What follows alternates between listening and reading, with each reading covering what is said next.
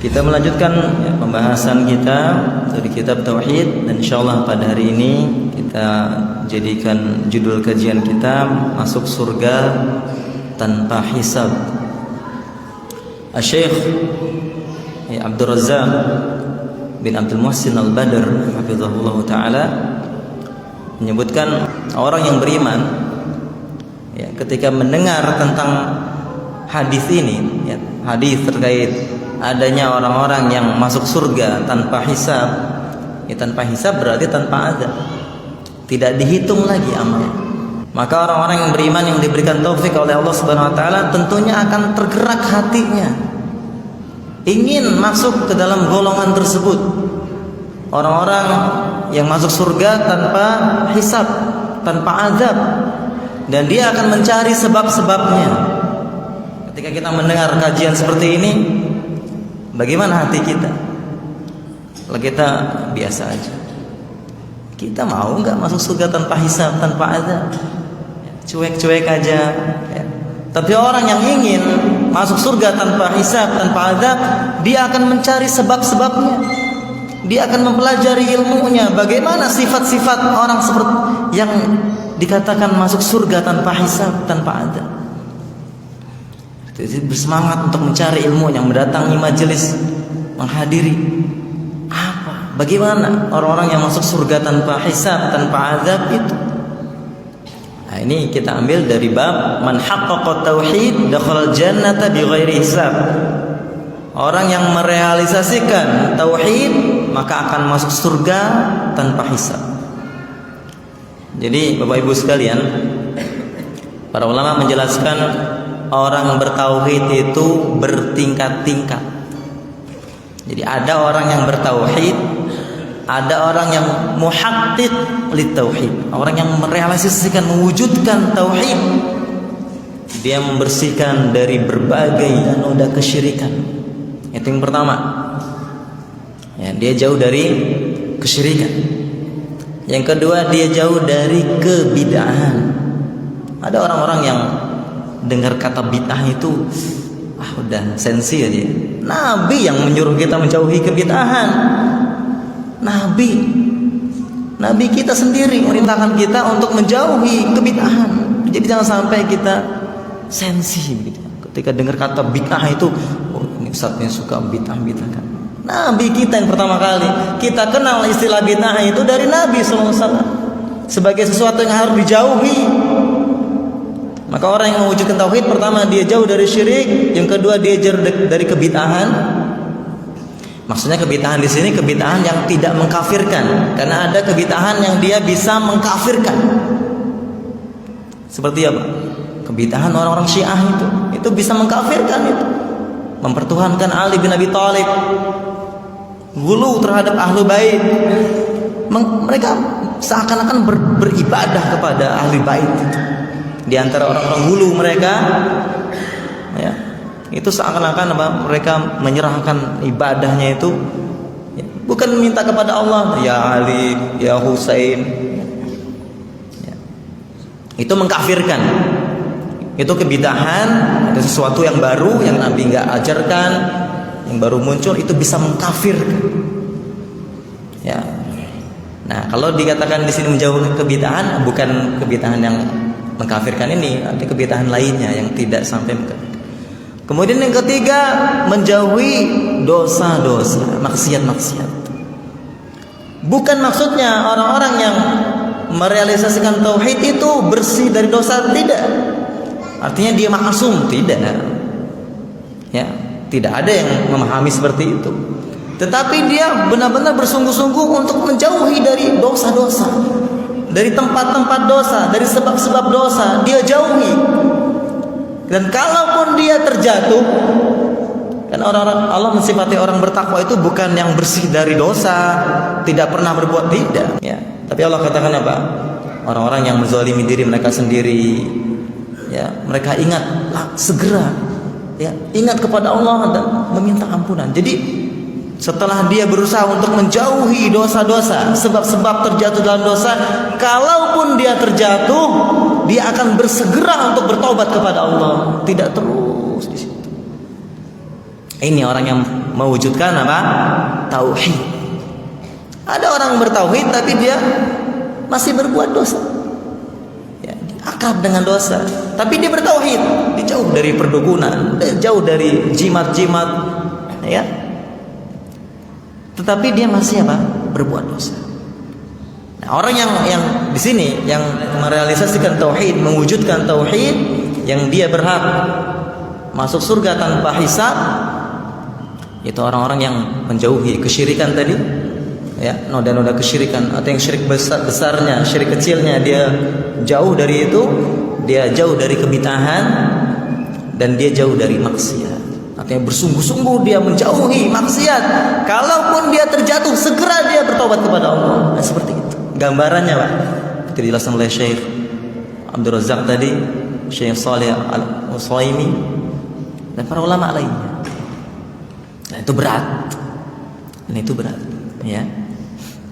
Kemudian juga dijelaskan oleh Syekh Shalih Al-Fauzan, orang yang mewujudkan tauhid ini yang dia dipenuhi cinta kepada Allah, pengagungan kepada Allah, sehingga ketergantungan dia dengan makhluk itu ya jauh dari, ya, mungkin kalau ada orang yang masih dalam hal misalnya harta, ya, kalau kehilangan sampai stres gitu kan, atau untuk mengejarnya dia ngoyo sampai akhirnya dia ya sholatnya mungkin telat-telat, ya kan? Nggak masuk ini nggak masuk mewujudkan tauhid. Atau masih menganggap kalau dia taat sesuai dengan syariat, masalah sholatnya akan kehilangan dunia dia. Ini nggak masuk, udah nggak masuk seperti ini. Dunia dia nggak di hati dia. Kita butuh dunia, tapi nggak di hati. Ini orang yang pengagungan kepada Allah. Makanya Nabi Ibrahim diuji untuk menyembelih anaknya. Jadi khullah itu kecintaan Allah jadikan Nabi Ibrahim sebagai khalilnya, itu kecintaan yang tidak ada lagi selain Allah di situ. Makanya Nabi Ibrahim diuji, masih dia ya kepada anaknya, karena ditunggu-tunggu sampai tua. Nabi Ibrahim nggak punya anak, doa puluhan tahun baru Allah kasih anak. Nah, apakah dia lebih cinta kepada anak atau kepada Allah? Maka Nabi Ibrahim diuji, ya kan? Suruh sembelih anaknya.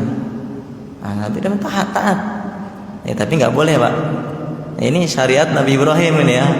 Kalau ada orang bermimpi untuk menyembelih anaknya, nggak boleh, itu syaitan, pasti syaitan. Karena itu hanya para nabi, mimpinya para nabi itu wahyu. Ya, mimpinya para nabi itu wahyu. Kalau ada yang mimpi disuruh sembelih anaknya, wah, anak kayak lagi Nabi Ibrahim nih, nggak mau, nggak ada yang begitu. Itu syaitan, ya. Jadi pengagungan kepada Allah. Ada yang orang karena mungkin hewan kesayangannya mati, wah, masa berbulan-bulan sedihnya itu, nggak masuk itu. Atau karena kendaraan, ya, sesuatu yang dicari sama dia.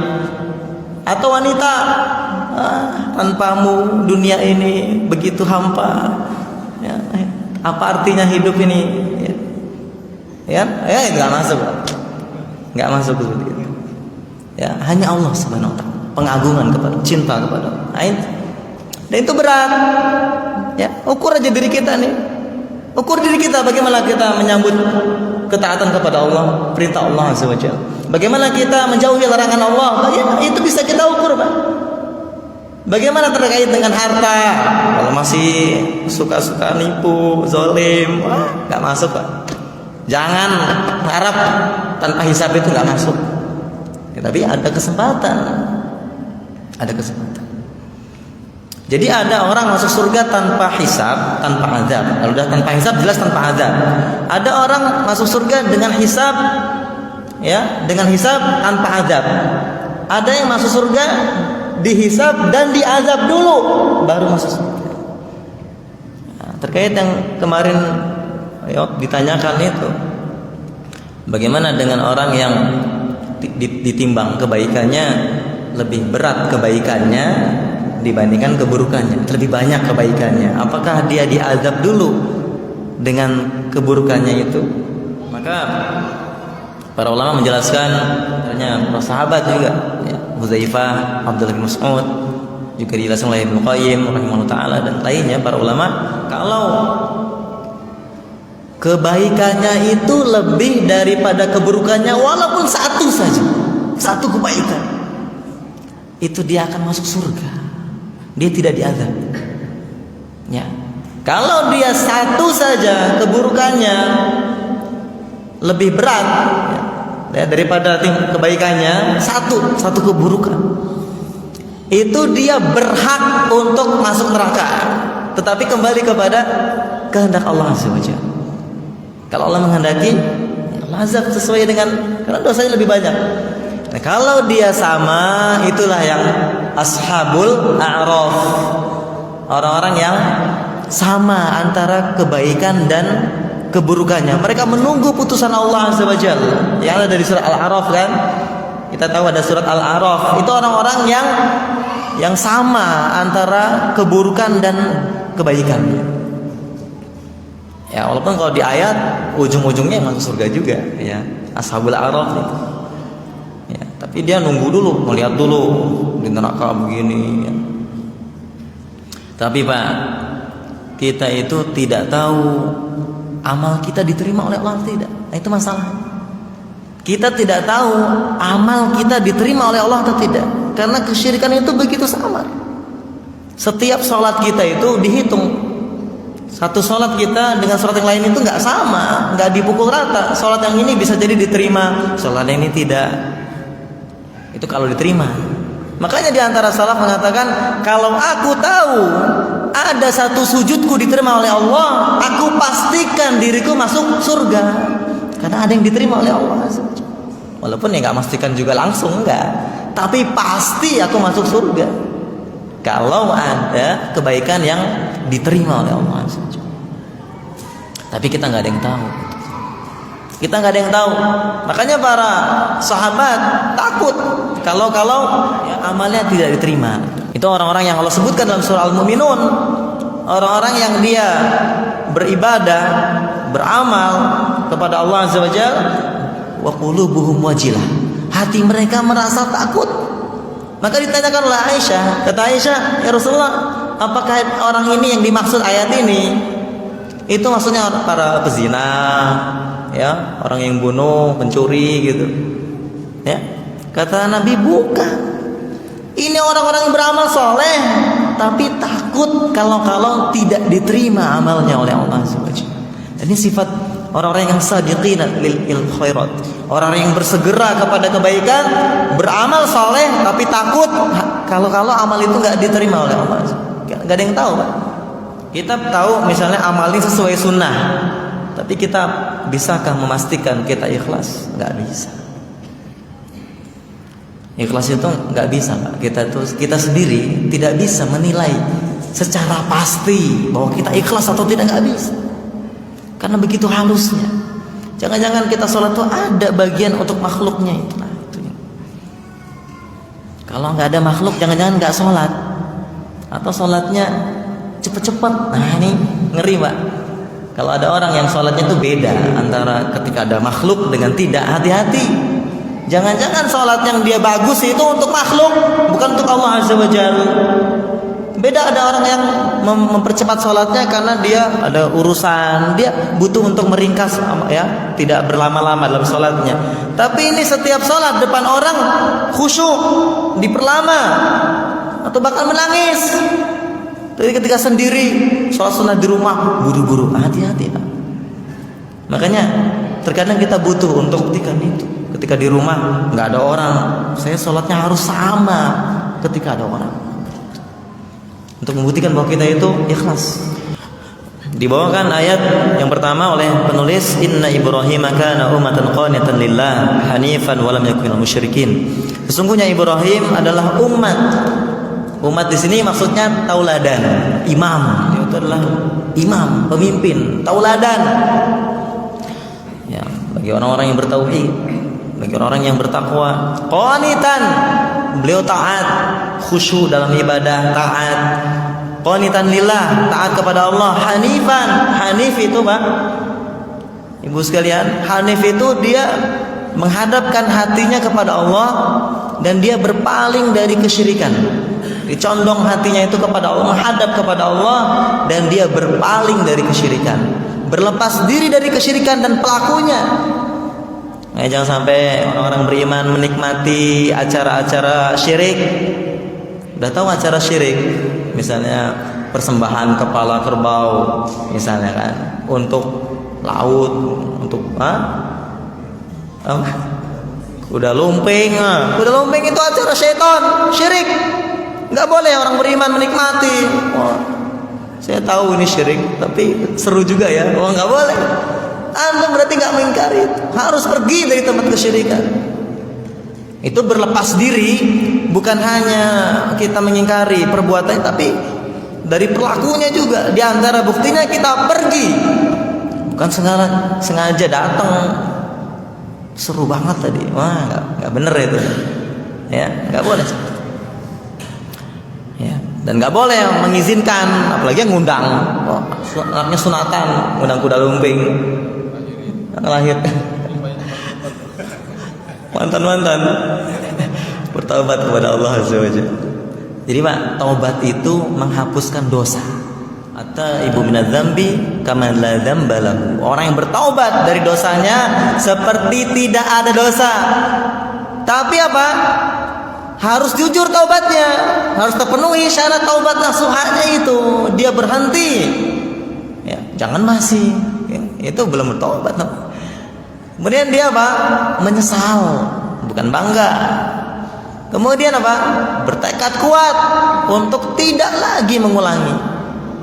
Jangan kapan-kapan nanti ngambil lagi lah di bank. Ini belum taubat nih kayak gitu. Nanti kalau kepepet, ya, kita ambil lagi, enggak bertaubat tuh, belum benar taubatnya. Jadi Pak, kita ini ketika Ana bilang seperti ini, bukan kita ini orang bersih dari dosa, enggak. Setiap kita pasti berdosa. Tapi kita bertaubat kepada Allah, jujurkan taubatmu itu sebelum mati. Sebelum datang ajal, nggak sempat lagi kita bertobat. Taubatnya beneran. Mungkin mantan-mantan pelaku riba, nggak perlu ikut masyarakat, tanpa begitu kan. Nanti ada masyarakat anti syirik, masyarakat anti narkoba, nggak perlu begitu. Ya. Jujurkan tobat. Ya. Mantan-mantan begini, dosa ini, semua mungkin hanya Allah yang tahu dan antum. Ya. Dan semoga Pak, ketika Allah menutupi dosa kita di dunia, Allah akan tutupi juga di akhirat. Itu diantara bentuk hisab, ada macam-macam. Hisab itu ada bagi orang beriman. Itu hisabul arud, ya, hisabul arud. Dia hanya ditampakkan saja, Pak. Allah jadikan tabir di hadapan seluruh makhluk itu dihalangi oleh Allah, dan dia diingatkan nikmat ini, dosa ini, hari ini, jam segini, sampai dia ngerasa binasa dia ketika diingat. Tapi apa kata Allah? Di dunia dulu aku sudah tutupi, pada hari ini aku ampuni. Masya Allah. Tapi ada juga orang beriman yang dia dihisab dan manukishal fil hisab halaka atau udziba. Siapa yang dia diperinci, tanya di ini detail, ya Allah maha detail, Allah maha teliti hisabnya. Tapi orang yang dicecer akan binasa, diazab yang seperti itu. Orang beriman itu. Ya, kayak sebelum kita lambat sama main-main taubatnya. Kadang ada orang diingatin taubat tuh, ya masih aja. Masih aja. Nanti pulang ke rumah datang syaitonnya, ya nanti aja. Ya, yang penting punya tanah dulu gitu. Buat anak-anak. Ya. Tobat, Pak. Ya. Sudah banyak mendahului kita, ya. Ini Ibrahim sebagai tauladan, dan dia tidak termasuk orang-orang yang musyrik. Kemudian Allah bawakan firman, walladzina hum birabbihim la yusyrikun. Ini diantara sifat yang tadi, orang yang bersegera kepada kebaikan, yang mereka beramal soleh, tapi takut hati mereka, takut gak diterima oleh Allah. Mereka itu orang-orang yang terhadap Rabb mereka tidak berbuat syirik. Ya. Kemudian dibawakan hadis An Husain ibn Abdurrahman, dari Husain ibn Abdurrahman, tabi'in, orang-orang yang tidak bertemu Nabi tapi bertemu sahabat. Dan mereka beriman, mati dalam Islam. Ini tabi'in. Kalau sahabat kan sahabat Nabi yang dia bertemu Nabi, beriman, mati dalam Islam, itu namanya sahabat. Bukan istilah kita sahabat teman dekat, teman curhat begitu. Bukan, ya, ada istilahnya. Kata Husain ini, kuntu inda Sa'id bin Jubair. Aku berada di sisi Sa'id bin Jubair. Maka ia berkata, ya ini Sa'id bin Jubair ini muridnya Ibnu Abbas, tabi'in. Faqala, kata dia, ayyukum, kata Sa'id, siapa di antara kalian yang melihat bintang jatuh? Ya. Ra'al kaukab alladhi inqadha al-barihah, yang tadi malam melihat bintang jatuh. Ya, bukan bintangnya yang jatuh, Pak. Kata perlama ya, bukan bintangnya yang jatuh, tapi itu nyala api. Ya, mungkin kalau istilah dalam fisika itu apa? Meteor itu. Ya, ada nyala api. Itu untuk melempar syaitan, Pak. Seperti itu untuk melempar syaitan yang mencuri-curi berita langit. Dulu sebelum Nabi diutus, mereka bebas di langit, itu bebas. Tapi ketika Nabi diutus, ada penjaga-penjaganya dan mereka dilempari. Ya, itu jadi terlihat sebagai bintang, istilah kita bintang jatuh. Jadi fungsi bintang itu Allah sebutkan dalam Al-Quran sebagai penghias langit, Pak. Kalau nggak ada bintang gimana ya malam ya? Lihat langit gelap terus. Allah hiasi langit dunia ini dengan bintang. Itu langit yang paling rendah. Yang kedua, fungsinya sebagai petunjuk, ya kan? Dari rasi ini kan, bagi orang para nelayan, oh ini patokan arah. Yang ketiga sebagai pelempar syaitan. Itu yang tadi, ya meteor itu, Allah alam. Ya, kata Husain, saya lihat semalam. Nah ini kata para ulama menunjukkan para salaf dahulu itu melihat sesuatu yang ya terjadi di alam ini itu bukan sesuatu yang biasa saja, Pak. Tapi melihatnya sebagai ayat dari ayat-ayat Allah, tanda kekuasaan Allah. Ya jadi dia tanya itu bukan sekedar nanya, tapi karena melihatnya sebagai tanda kekuasaan Allah.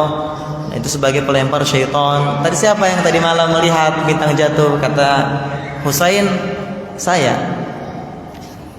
Ya, kemudian aku berkata, kata Husain, amma inni lam akun fi salatin.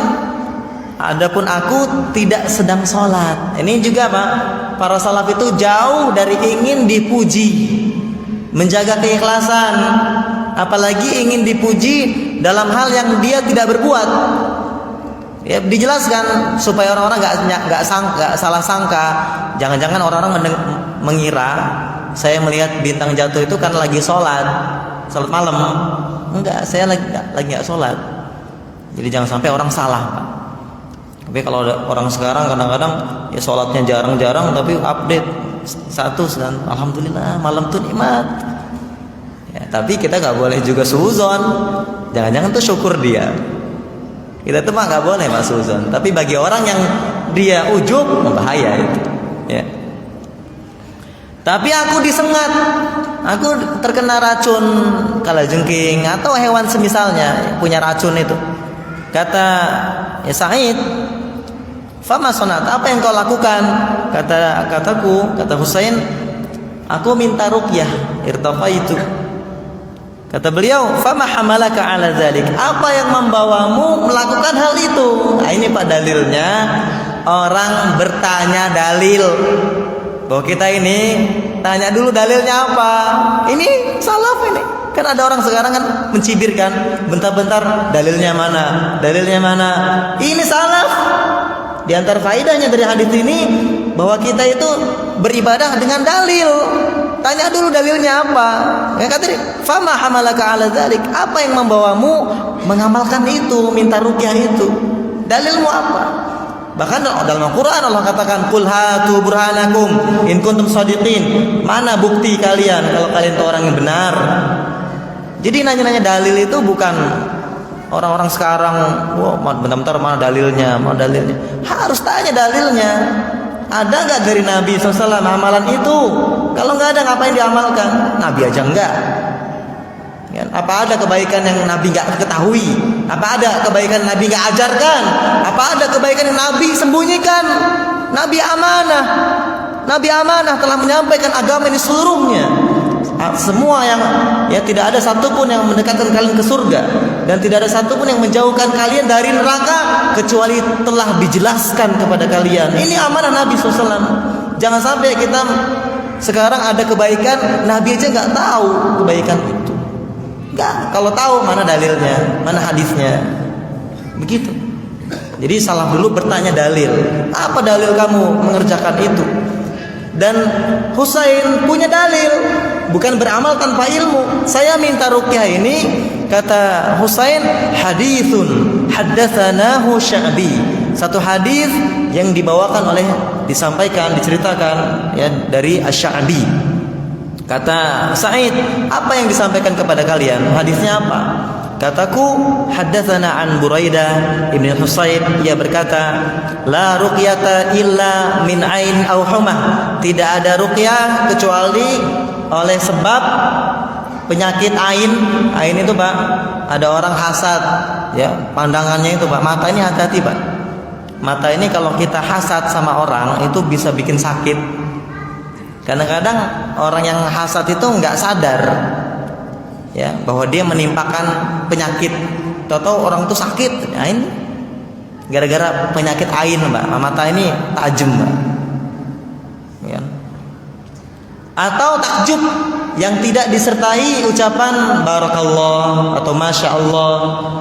Kalau kita melihat sesuatu yang takjub, itu katakan masya Allah atau barakallahu laka, barakallahu alaik, barakallahu fik. Anak-anak lucu, ada anak tuh lucu, katakan masya Allah, barakallah. Kalau tidak, Pak, jangan-jangan kita nggak sadar anak itu sakit. Anak jadi sakit, ya, karena ain. Itu diantara pengobatannya baruqyah, ya. Ya, yang tidak ada ruqyah, artinya tidak ada minta ruqyah kecuali karena ain atau humah, karena tersengat racun binatang itu. Ya, kata Sa'id bin Jubair, qad ahsana man intaha ila ma sami'a. Sungguh bagus sekali orang yang beramal sesuai dengan apa ilmu yang sampai padanya, ilmu yang dia dengar. Jadi artinya apa? Beliau tetap memuji. Ya, bagus kalau kamu beramal sesuai dengan ilmu yang kamu dapati.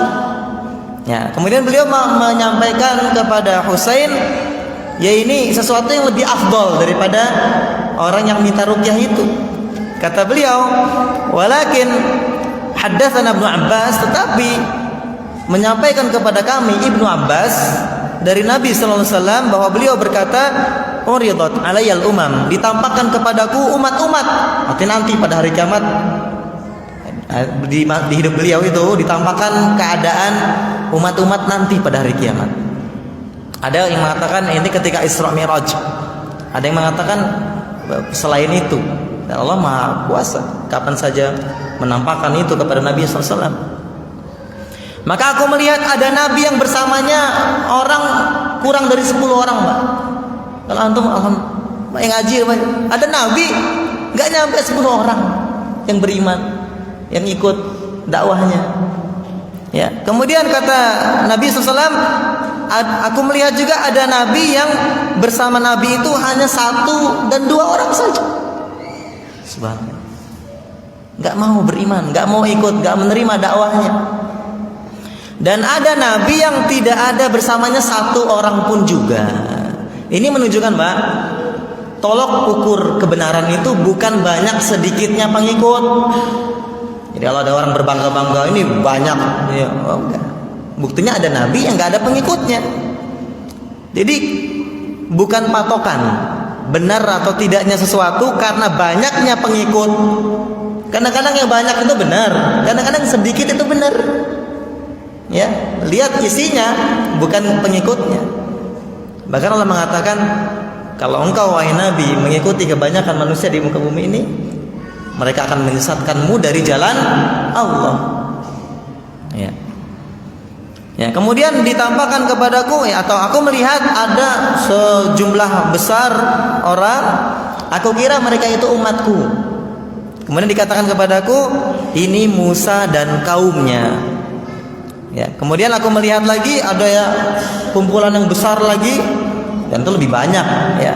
Maka dikatakan ini umatmu dan bersama mereka ada 70.000 orang yang masuk surga tanpa hisab dan tanpa azab.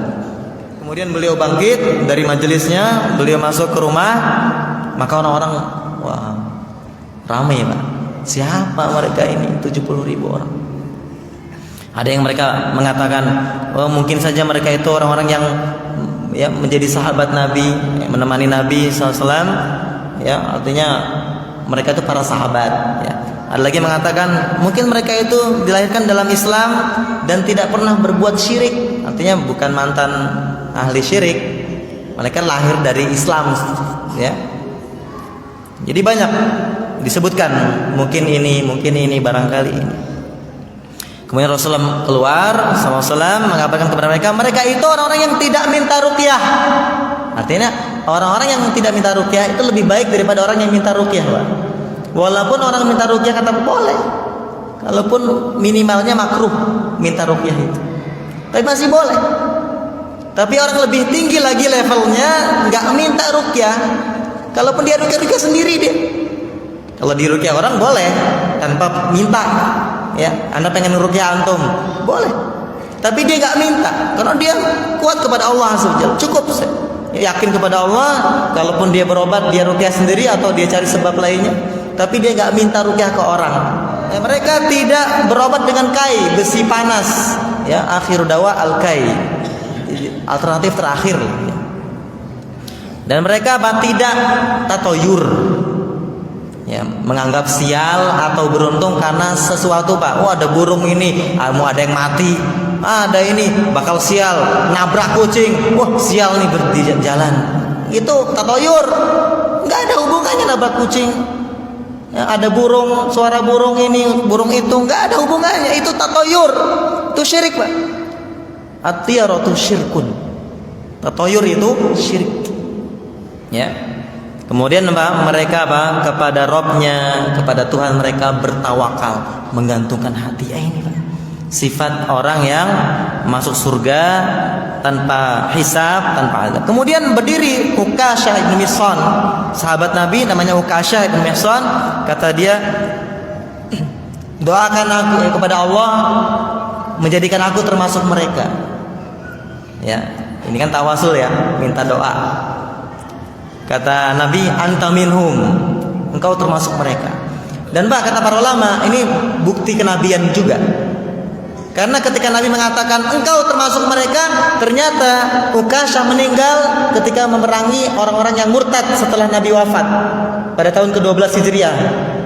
Wafat, artinya enggak jadi orang yang murtad, enggak jadi orang munafik, mati dalam keadaan jihad. Jadi ini menunjukkan Nabi itu benar-benar Nabi dari Allah. Ya, seperti juga tabat yada Abi Lahab wa tab, kan nggak ada ceritanya Abu Lahab masuk Islam. Kalau Abu Lahab masuk Islam bertentangan dengan ayat tabat yada, celaka Abu Lahab. Ya, kedua tangan Abu Lahab, dan dia akan celaka, dia akan masuk neraka. Ini bukti kenabian, ya, bahwa Ukasyah tidak murtad tapi mati dalam keadaan jihad, memerangi orang-orang yang murtad. Kemudian orang lain ada yang berdiri juga, doakan aku juga ya Rasulullah. Kata Nabi apa? Kamu keduluan Ukasyah. Nah, ini bisa jadi orang ini nggak masuk levelnya kriteria 70.000 ini, atau menutup pintu, Pak. Kalau ini dikasih juga, kamu mau masuk mereka, datang lagi, saya juga Nabi, saya juga, oh ramai kan. Nabi menutup pintu itu. Kamu udah keduluan Ukasyah. Ya, tadi dalam satu riwayat 70.000 ini satu orangnya membawa 70.000 lagi, Pak. Satu orangnya membawa 70.000 lagi. Ya, arti bersama satu orang ini ada 70.000 lagi. Berarti kalau kita kalikan berapa jadi? 1.000. Wallahu a'lam.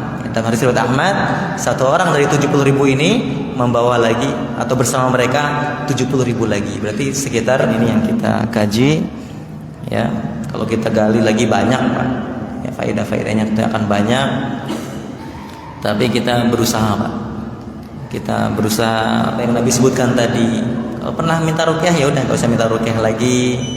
Ya, kemudian jangan tatoyur, jangan berobat dengan si panas itu, dan bertawakal kepada Allah SWT.